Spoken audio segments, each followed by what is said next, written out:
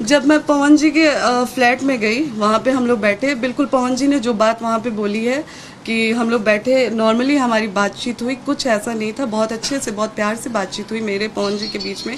उनके भैया गुड्डू भैया बैठे हुए थे, बगल में ऋतिक जी बैठे थे, उनके एक और दोस्त हैं जो प्रोड्यूसर हैं धनंजय भैया जी, वो लोग बैठे थे, सारे लोग बैठे थे, बातचीत हो रही थी ऐसे ही नॉर्मली, जो जैसा कि उन्होंने बोला कि मैंने रट लगाया था कि मैं नहीं जाऊंगी।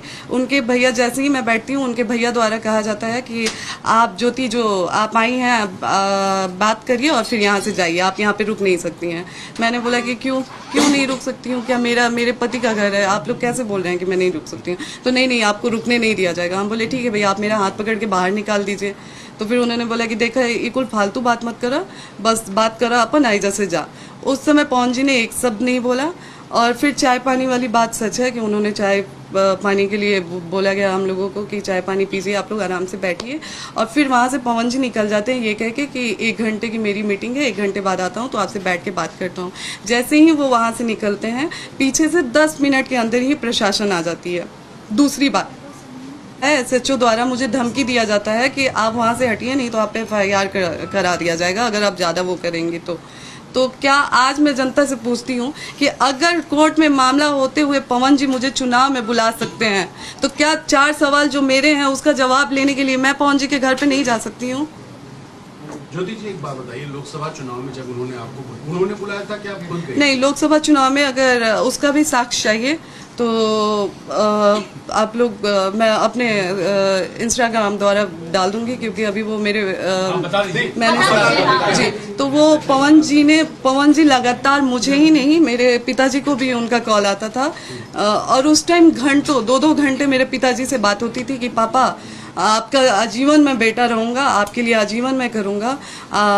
फिर मेरे लिए साड़ी का मैं पैसा भी दिया गया, मैं वहाँ पे गई तो कि ये साड़ी तुम अपने लिए ले लेना जाके, सारा कुछ किया गया। तो चुनाव में मुझे पवन जी द्वारा बुलाया गया। अच्छा, जितने दिन आप चुनाव में उनके पास थी, पति पत्नी की तरह आप लोग रहते थे कि अलग अलग?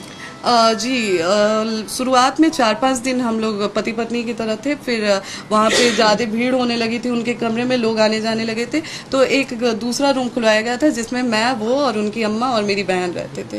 अच्छा, इनिशियल वजह क्या रही आप लोग के बीच में जो फर्क आया या डिफरेंसेस आए, इनिशियल वजह क्या? सर, वही जवाब आज मैं भी चाह रही हूँ, और वही जवाब के लिए मैं पवन जी से लगातार संपर्क करने की कोशिश कर रही हूँ कि एक वजह हमें भी बता दीजिए कि हमारी गलती कहाँ रही है। कितने समय से आप लोग अलग हैं? जी, हम लोग लगभग 1.5 से 2 साल साथ में रहे हैं।